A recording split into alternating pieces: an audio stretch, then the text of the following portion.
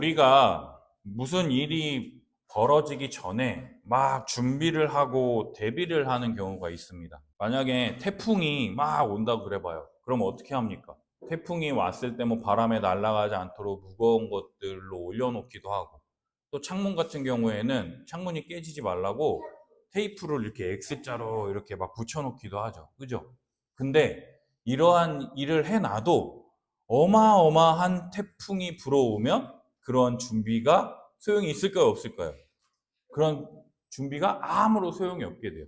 우리나라에 가장 큰 피해를 미친 태풍이 뭐냐면 태풍 루사라 그래가지고 2002년도에 우리나라에 왔던 태풍인데, 그 태풍 루사 때문에 죽은 사람이 246명이나 돼요.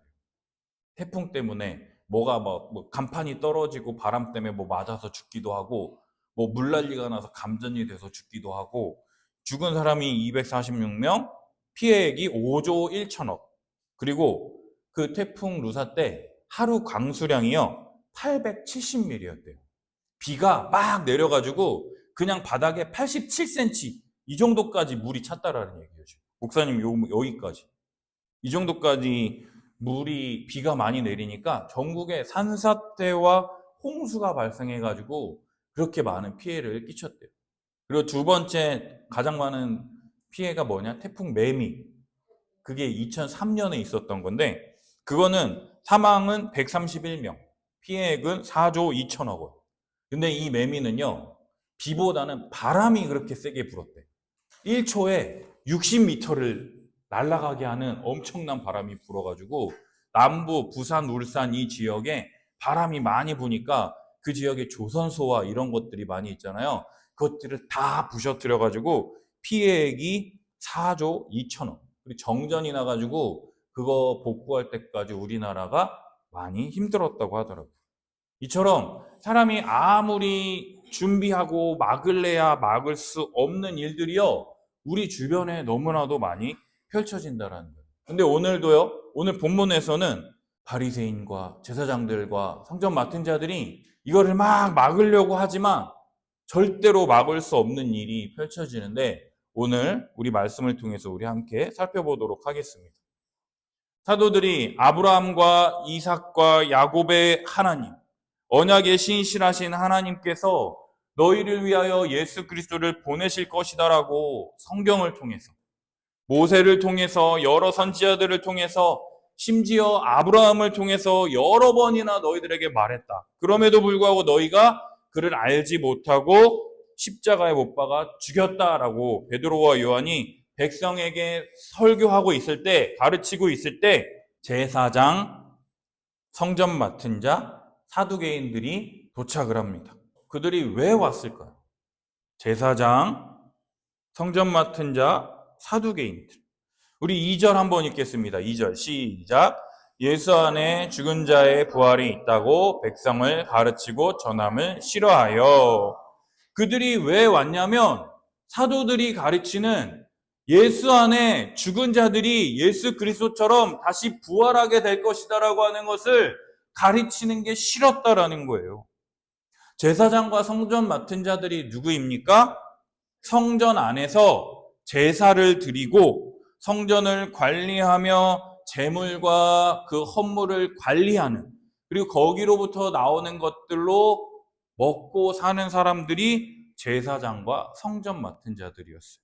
그리고 사두개인들은 어떤 사람들이냐면 부활이 없다라고 말하는 현세주의자들. 그래서 이 땅에서 누릴 수 있는 복을 다 누리고 살아야 된다라고 믿는 사람들이 사두개인들이었어요. 그래서 죽은 자의 부활이 있다라고 하면 이 땅에서 누려야 될 거를 못 누리게 되니까 이들도 사도들이 전하는 게 마음에 들지 않았다라는 거예요. 그러면 제사장과 성전 맡은 자들은 왜 사도들이 전하는 복음이 싫었을까요? 지금 사도들이 전하는 복음을 듣고 어디로 몰려드는 거예요? 베드로와 요한에게 몰려들죠. 베드로가 전한 설교를 듣고 몇천 명이 믿었다라고 기록되어 있었죠? 3천 명이 믿었었다 그랬잖아요. 근데 지금 그 사람들이 자기네들한테 와서 제물을 드리고 이렇게 해야 되는데 베드로와 요한에게 몰려가니까 어떻게 되는 거예요? 내 수입이 줄어들 것이 걱정되고 염려되었다라는 것이죠. 그러니까 제사장과 성전 맡은 자들, 사두개인들은요, 다 똑같아요. 이 사람이 전하는, 베드로와 요한이 전하는 복음이요, 듣기 싫었다라는 거예요. 그래서 이들이 어떻게 하느냐?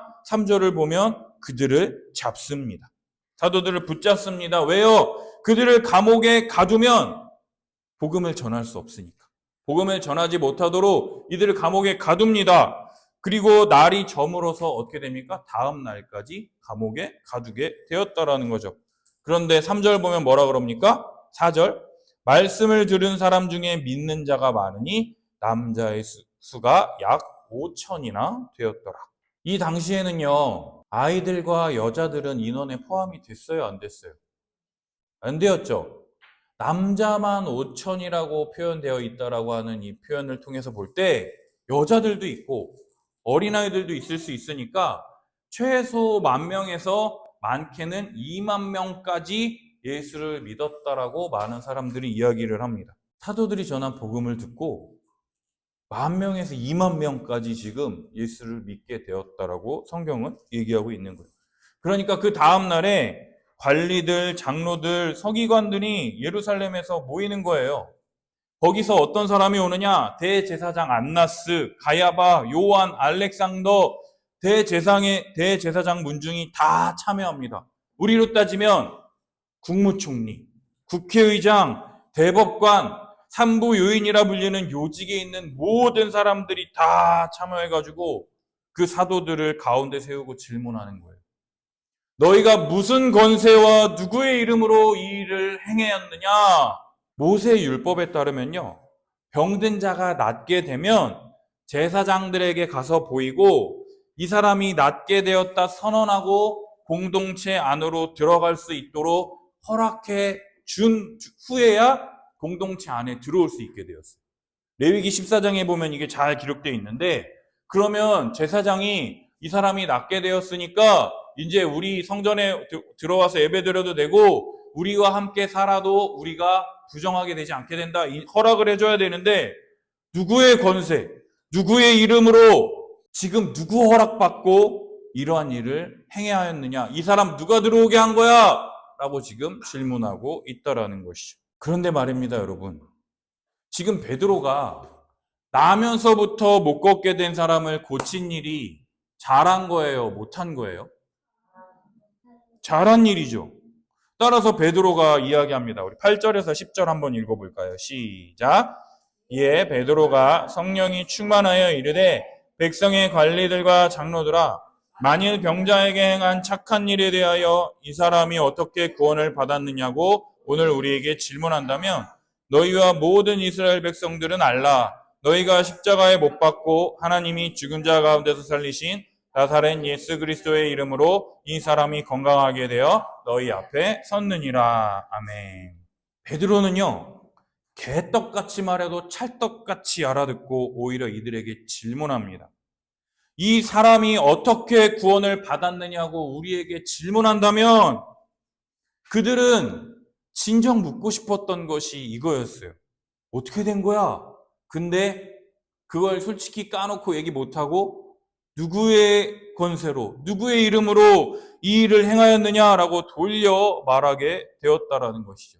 애들로 표현하는 이 사람들에게요, 베드로는요, 이것을 더욱 드러내면서 복음을 선포합니다. 너희가 십자가에 못 박아 죽인, 그러나 하나님이 죽은 자 가운데서 살리신 나사렛 예수 그리스도의 이름, 그분의 능력이 이 사람을 건강하게 만듦으로 너희 앞에 서게 된 것이다 라고 지금 설교하고 있다라는 거예요. 성전에 들어가지도 못하고 성전 앞에서 들어가는 자들을 통해서 주어지는 부스러기의 은혜밖에 구하지 못하는 이 비참한 자, 하나님 나라에 들어가지 못하는 철저한 죄인이었던 자를 위해서 십자가에 달리신 예수 그리스도, 나사렛 예수 그리스도의 그 이름, 그분의 능력이 그를 일으켜 세워 그가 성전에 들어가며 기뻐 뛰며 즐거워할 수 있는 은혜가 이 사람에게 부어진 것이다 라고 말하며 다시 한번 복음을 설명하고 은혜를 증거하고 있다라는 거예요. 우리 다 함께 11절 읽겠습니다. 11절 시작. 이 예수는 너희 건축자들의 버린 돌로서 집 모퉁이의 머릿돌이 되었느니라. 아멘. 이 11절 말씀은요, 시편 118편 22절을 그대로 인용한 것입니다. 예수님은 너희 건축자들이 버린 돌로서 집 모퉁이의 머릿돌이 되었다라고 지금 말하고 있어요. 여러분, 집 지으려면 우리 어떻게 해야 됩니까? 집 지으려면 그냥 아무데나 그냥 막 집 지으면 돼요? 집 지으려면 어떻게 해야 되는지 아세요?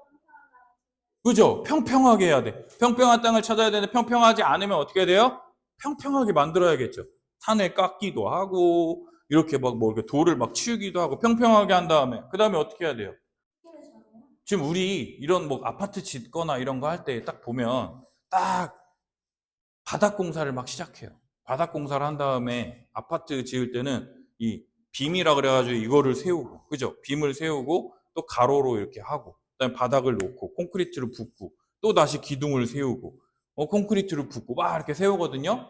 근데 예수님 당시에는요, 우리 남대문, 동대문, 뭐 수원, 화성 이런 데 가본 적 있어요? 거기 가면 그런 성 같은 거를 쌓으려면 가장 밑에 돌을 큰 거를 이렇게 놔둬야 돼요? 아니면 자그만 걸 놔둬야 돼요?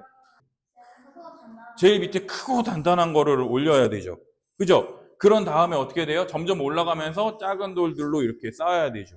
그것처럼 예수님 당시에 건물을 지으려면 평평하게 만드는 거 똑같아요. 그런 다음에 기둥이 될 만한 큰 돌을 여기 놓고 여기 놓고 여기 놓고 여기 놓고 그런 다음에 어떻게 되는 줄 알아요?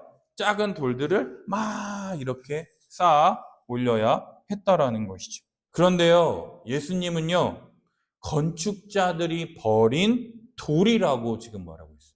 여러분, 돌을 버린다라는 건요, 쓸만하니까 버리겠어요? 아니면 쓸 수 없으니까 버리겠어요? 쓸 수 없으니까 버린 거죠. 건축자들 자신들이 원하는 돌이 아니었다라는 거예요. 이 집을 짓는 건축자들인 대제사장, 성전 맡은 자, 사두개인들이 원하는 돌이 아니라는 거예요. 그들이 바란 메시아가 아니라는 거예요. 그러나 그들이 버린 돌이신 예수 그리스도를요, 하나님의 집, 교회의 머리로 해서 주님의 몸된 교회를 세우셨다라는 거예요. 따라서 베드로는요, 더욱 강력하게 외치며 선포합니다. 우리 12절 함께 읽겠습니다. 시작. 다른 이로서는 구원을 받을 수 없나니 천하 사람 중에 구원을 받을 만한 다른 이름을 우리에게 주신 일이 없음이라 하였더라. 아멘. 다른 이름으로는 구원을 받을 수 없다. 나사렛 예수 그리스도의 이름으로만 우리를 구원하실 수 있도록 오직 예수 그리스도 밖에 없다라고 지금 베드로가 지금 선포하고 있는 거예요.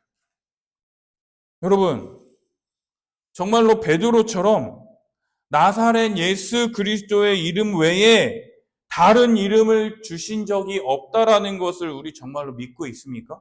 우리가 구원받을 만한 유일한 이름이 나사렛 예수 그리스도의 이름밖에 없다라는 걸 믿고 있냐고요. 오히려 예수님 이름 말고 다른 것들이 우리의 마음을 더 많이 차지하고 있지는 않습니까? 나사렛 예수 그리스도의 이름보다 돈이 더 많았으면, 나사렛 예수 그리스도의 이름보다 더 많이 건강했으면, 나사렛 예수 그리스도의 이름보다 내 하는 일이 더 잘 됐으면 하고 우리가 생각하진 않습니까? 그러나 주님의 몸된 교회에 나사렛 예수 그리스도의 이름을 주시고 그분이 죽음에서 부활하심으로 말미암아 우리들도 그와 함께 부활할 것이다라고 하는 것을 소망하며 살도록 교회의 은혜를 베풀어 주셨다라는 거예요. 안진뱅이와 같았던 우리들, 하나님 나라에 들어가지도 못하고 남들을 통해서 주시는 부스러기의 은혜밖에 구할 수밖에 없는 이 비참한, 비루한 이 죄인 같은 나를 위해서 하나님은 교회에 나사렛 예수 그리스도의 이름을 선물로 주셨다라는 거예요. 그 이름을 믿음으로 말미암아 부활하신 예수님처럼 이 세상의 삶의 끝이 아니라 다음 세상, 하나님 나라에 들어가서 하나님과 함께 누리게 될 영원한 삶을 소망하게 되었다라는 것이죠. 다음 세상에 대한 소망이 없는 사람들은요, 이 세상에서 단 한 번 사는 인생이니까 다 누리고 살아야 돼요. 이 세상에서 누릴 수 있는 것들을 다 누리려고 합니다. 왜요? 한 번 사는 인생이니까. 집도 있어야 되고, 차도 있어야 되고, 여행도 다니고 다 하고 싶죠. 그러나 그걸 다 할 수 있어요? 못하니까 어떻게 되는 거예요?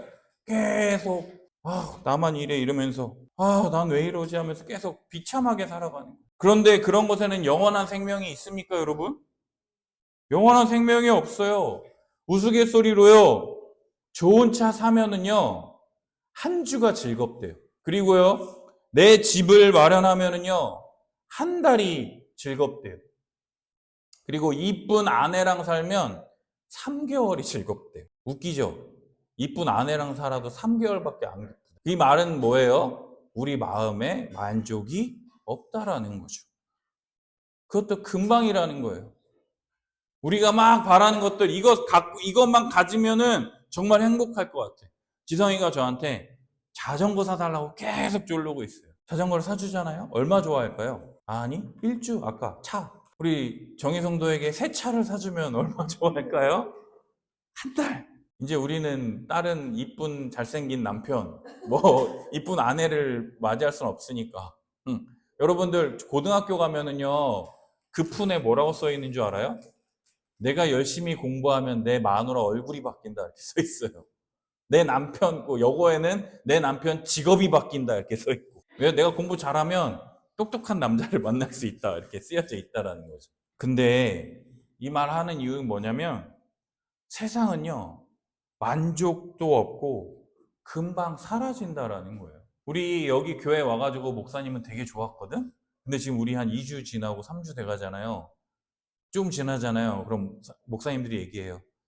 자꾸 뭐 했으면 좋겠다, 뭐 했으면 좋겠다, 이런 생각이 있으면 나는 내 건물 없다가 내 건물 생긴 것만 해도 너무 좋거든, 지금? 여기에다 두고 가도 되잖아. 그전에는 뭐 두고 갈 수도 없었잖아. 그리고 뭐 떨어뜨린 건 없는지, 뭐 한 거 없는지, 그리고 또 뭐 했다 그러면 나한테 전화가 와. 이거 왜 안 치우고 가냐? 똑바로 하라. 근데 지금은요, 그런 거 없어요. 그냥 놔두고 가도 돼. 문 열어놓고 가도 돼.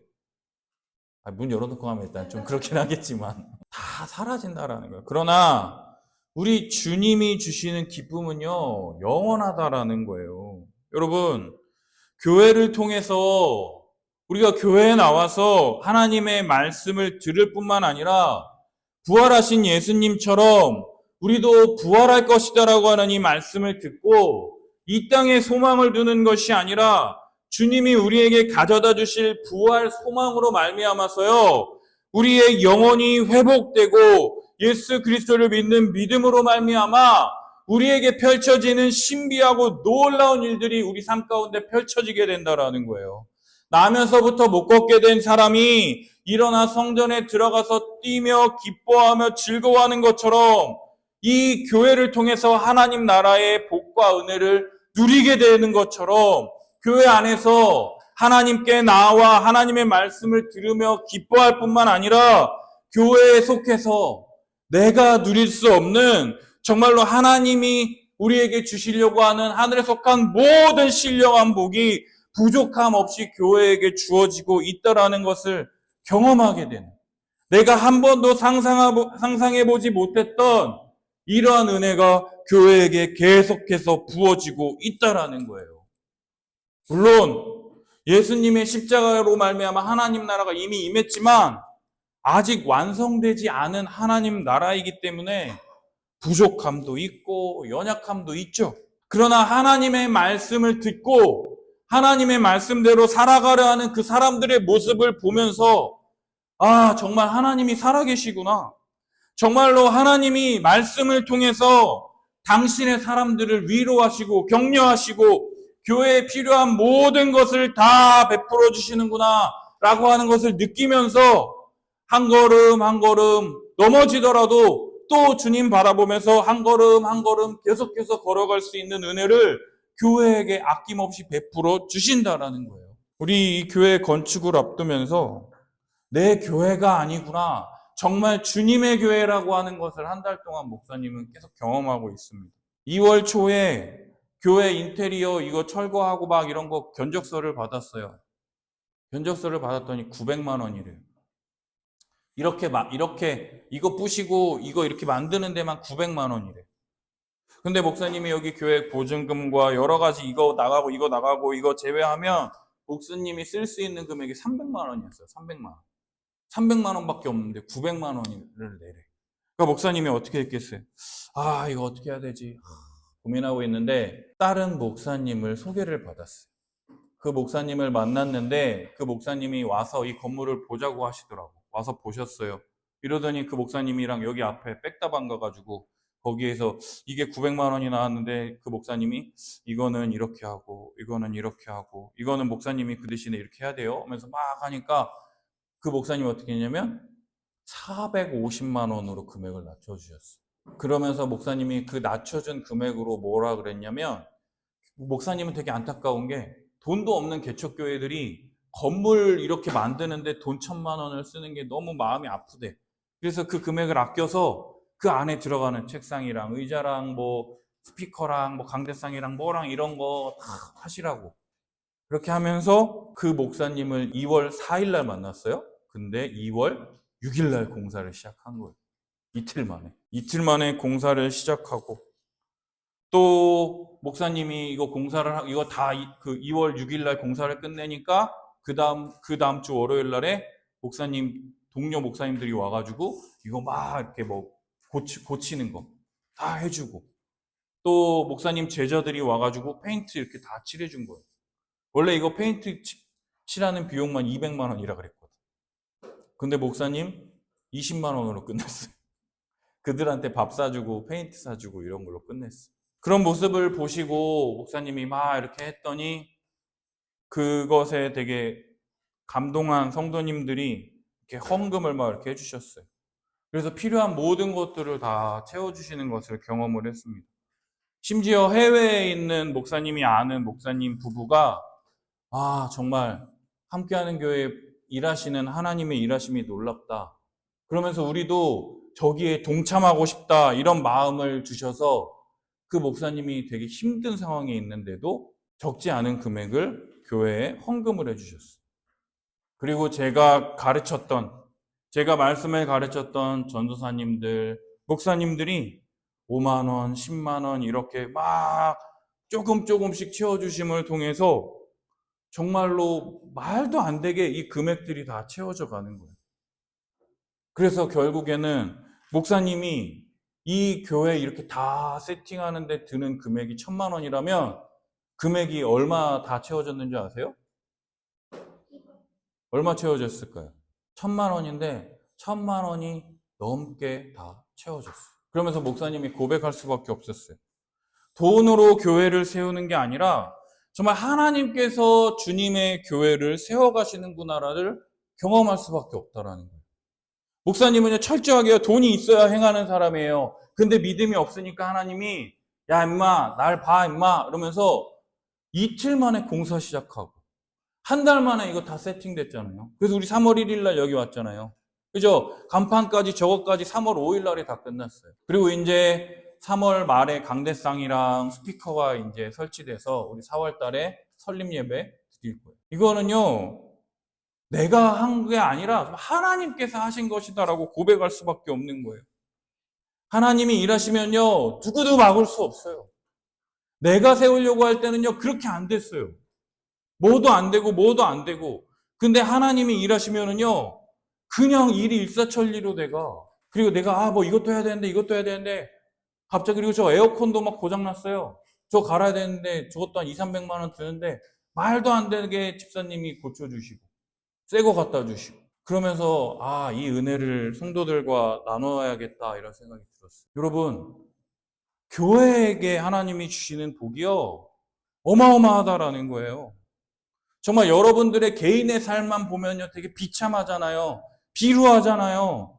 계속해서 말씀을 생각하고 살아야 되는데 그렇지 못하잖아요. 근데 이 한 주간에 이 단 한 번 드려지는 이 예배를 위해서 하나님께서 여기에 다 모든 것을 집중해 주신다라는 거예요. 내가 하는 게 아니라 하나님이 하신다는 거예요.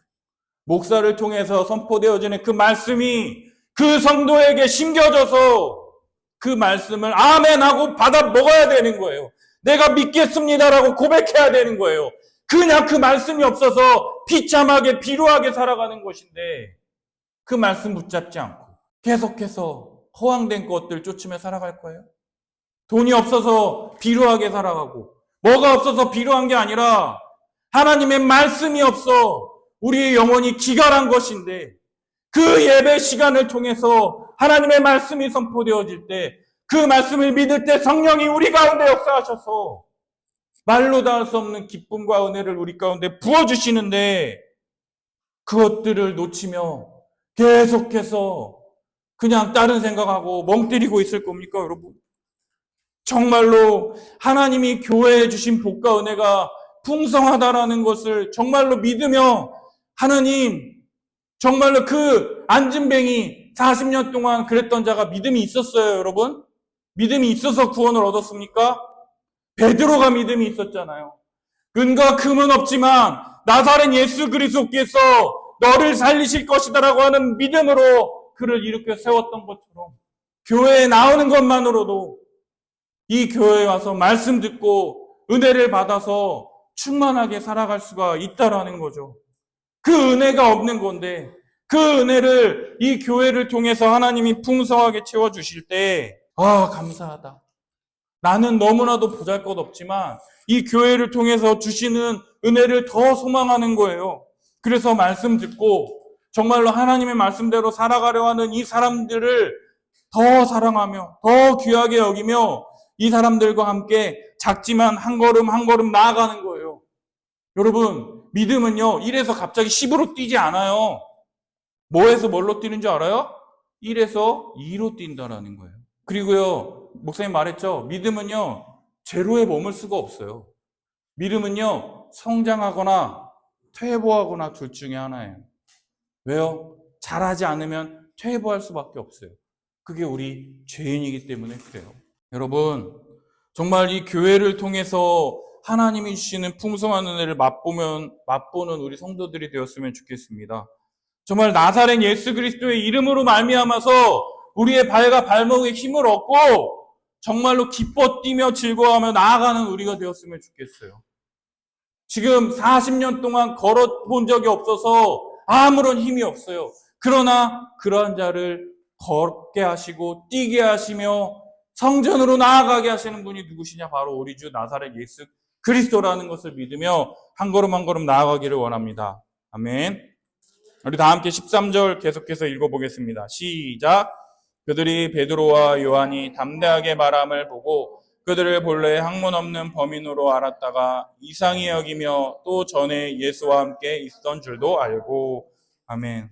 베드로와 요한이요 기죽지 않고 담대하게 말하는 것을 보고 이 대제사장과 성전 맡은 자들과 사두개인들이 본래는 학문 없는 범인, 제대로 율법을 알지도 못하고 그냥 떠들어대는 사람인 줄 알았는데 얘가 지금 뭐였어요? 시편 말씀을 가지고 와가지고 막 이야기를 하잖아요. 건축자들의 버린 돌이 모퉁이 돌이 되었다라고 하는 이 성경을 이야기하기도 하고 또 들어보니 쟤네 예수와 함께 있었던 애들 아니야? 또 알기도 하고 또 뭡니까?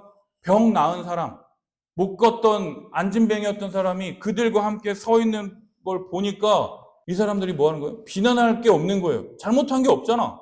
잘한 거잖아. 그지? 그러니까 이 사람들은요, 베드로와 요한을 되게 만만하게 생각했을 거예요. 그냥 얘네들을 감옥에 가두고 좀 이렇게 겁주면 좀 안 할 줄 알았는데 지금 얘네들이 오히려 뭐라는 거예요? 더 담대하게 하나님의 말씀을 지금 선포하고 있다라는 거죠. 따라서 뭐라 그럽니까? 잠깐 나가라고 한 다음에 서로 의논하는 거예요. 뭐라 그럽니까? 야, 얘네들 어떻게 하지? 그러니까 우리 16절, 17절 한번 읽어볼까요? 시작. 이 사람들을 어떻게 할까? 그들로 말미암아 유명한 표적 나타난 것이 예루살렘에 사는 모든 사람에게 알려졌으니 우리도 부인할 수 없는지라. 이것이 민간에 더 퍼지지 못하게 그들을 위협하여 이후에는 이 이름으로 아무에게도 말하지 말게 하자고. 아멘. 결국엔 얘네들이 또 모여가지고 하는 말이 뭔 줄 알아요? 이 유명한 표적이 뭐예요? 안진뱅이가 일어났다라는 거. 그것을요, 예루살렘에 사는 모든 사람들에게 알려줬대요. 그죠? 미문에 앉아 있었던 사람이 걸어 다니니까 성전에 드나드는 사람들은 다 알게 됐잖아요. 그러니까 뭐라 그래요? 이것을 부인할 수가 없잖아. 낫게 된 것을 부인할 수가 없는 거예요. 그러니까 얘네가 취하는 방법이 뭔지 알아요? 민간에 더 퍼지지 못하게, 다른 사람들에게 더 이것이 알려지지 않도록 그들을 위협하는 거예요. 뭐라 그럽니까? 이 이름을 아무에게도 말하게 하지 말자. 나사렛 예수 그리스도라고 하는 그 이름을 아무에게도 말하게 하지 말자라고 얘기합니다. 그러면서 18절 다시 한번 읽어볼까요? 시작. 그들을 불러 경고하여 도무지 예수의 이름으로 말하지도 말고 가르치지도 말라. 그래서 얘네 베드로와 요한 불러가지고 하는 게 뭔지 알아요? 도무지. 이게 무슨 뜻이냐면 조금이라도 예수의 이름으로 말하지도 말고 가르치지도 말라라고 하고 있더라. 얘네들이 고작 베드로와 요한을 불러다가 하는 말이 뭐냐?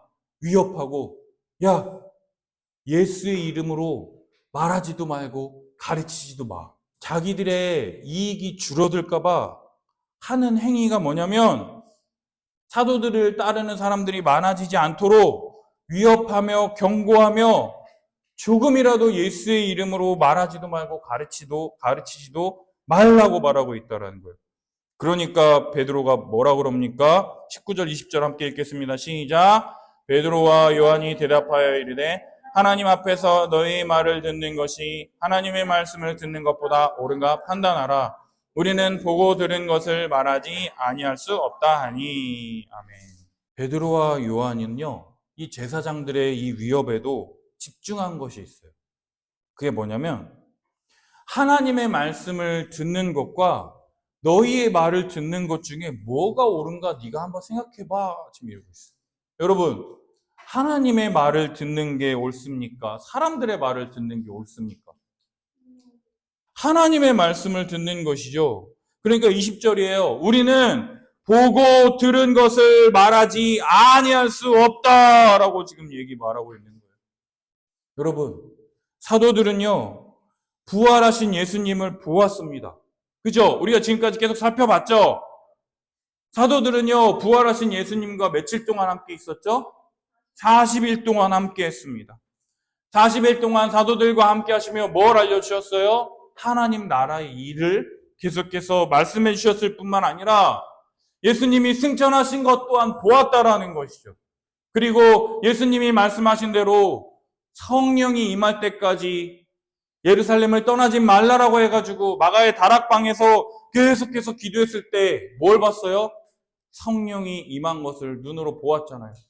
불의 혀와 같은 것들이 막 움직이고 온 집에 가득한 것을 느꼈고 성령이 충만한 것을 그들의 눈으로 보았잖아요. 그리고 예수님께서 말씀하신 것을 들었다라는 거예요. 예루살렘과 온 유대와 사마리아 땅끝까지 이르러 내 증인이 되라라고 말씀하셨잖아요. 증인이 뭐라 그랬어요? 보고 들은 것을 가감없이 그대로 전하는 사람이 증인이라 그랬잖아요. 따라서 예수님이 맡기신 복음을 전하는, 보고 들은 것을 전하지 않을 수 없는 증인의 삶을 살지 않을 수 없었다라는 것이에요. 증인으로서 보고 듣고 한 것을 하나님 앞에서 우리의 일거수일투족을 다 바라보시는 하나님 앞에서 전하지 않을 수 없다라고 지금 선포하고 있다라는 거예요. 권력자들이요, 베드로와 요한을 감옥에 가지고 위협할 때 사도들은 눈 하나 깜빡이지 않고 오히려 더 담대한 것을 볼 수 있습니다. 사도들이 담대할 수 있는 원인이 무엇일까요? 어떻게 이렇게 담대할 수 있을까요? 왜 기죽지 않을 수 있을까요? 예수 그리스도의 부활. 예수님이 부활하신 것처럼 나도 부활할 것이다라고 하는 그 믿음이 있기 때문이라는 거예요. 여러분, 대제사장과 성전 맡은 자들과 사두개인들이 베드로와 요한에게 할 수 있는 가장 큰 일이 뭔지 알아요? 죽이는 거죠. 죽음밖에 없다라는 거예요. 근데 베드로와 요한은 어떤 생각이 있는 줄 알아요? 죽어도 예수님처럼 다시 살겠구나. 그 믿음이 있는 거예요. 그러니까 하나님의 말을 듣는 게 옳겠냐 아니면은 너희들 말을 듣는 게 옳겠냐라고 지금 물으면서 나는 보고 들은 것을 전하지 않을 수 없다라고 말하고 있다라는 거예요.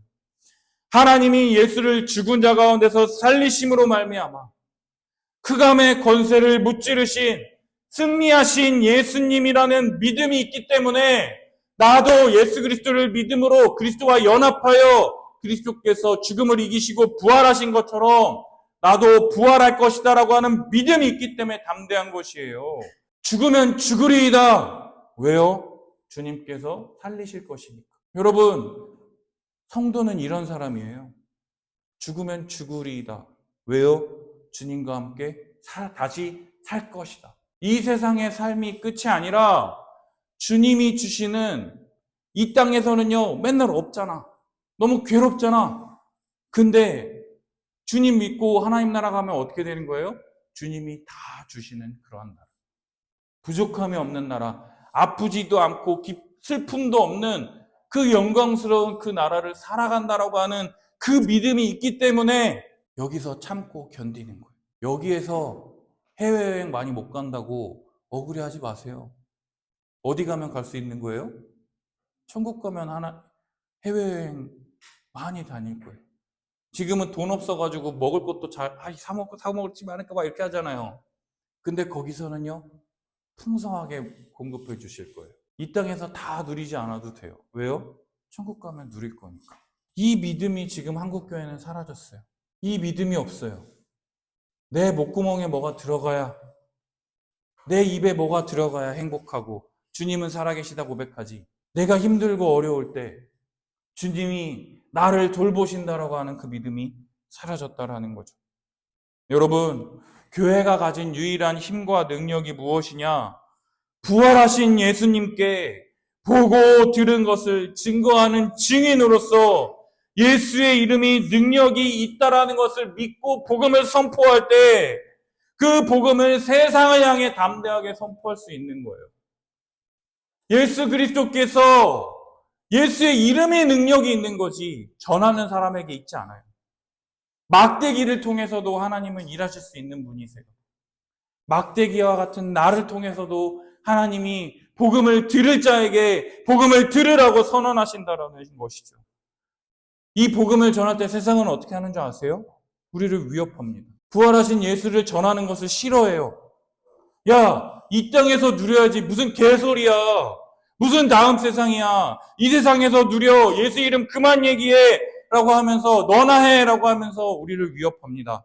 그러나 교회가 가진 권세, 예수 그리스도의 이름으로부터 능력이 임한다라는 것을 알게 된다면 우리는 담대하게 전하지 않을 수가 없는 거예요. 전하지 않고서는 견딜 수 없도록 성령께서 우리 마음 가운데 역사하신다라는 것이죠. 예수님이 부활하셨다라는 것이 우리의 지식으로만 머물지 않고 정말 우리 안에 확고한 믿음이 있다면 담대함을 가지고 이 세상을 살아갈 수 있는 거예요. 담대함을 가지고 모든 사람들에게 예수 그리스도의 복음을 전할 수 있는 것이에요.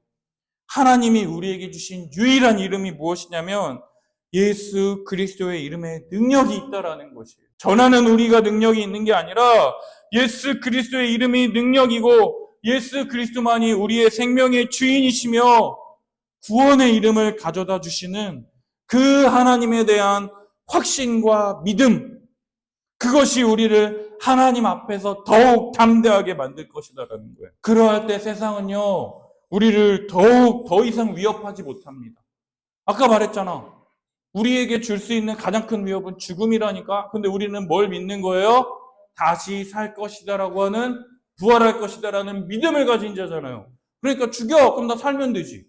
그럼 그 다음 또 죽어요, 안 죽어요? 죽으면 뭐가 기다리고 있는 거예요?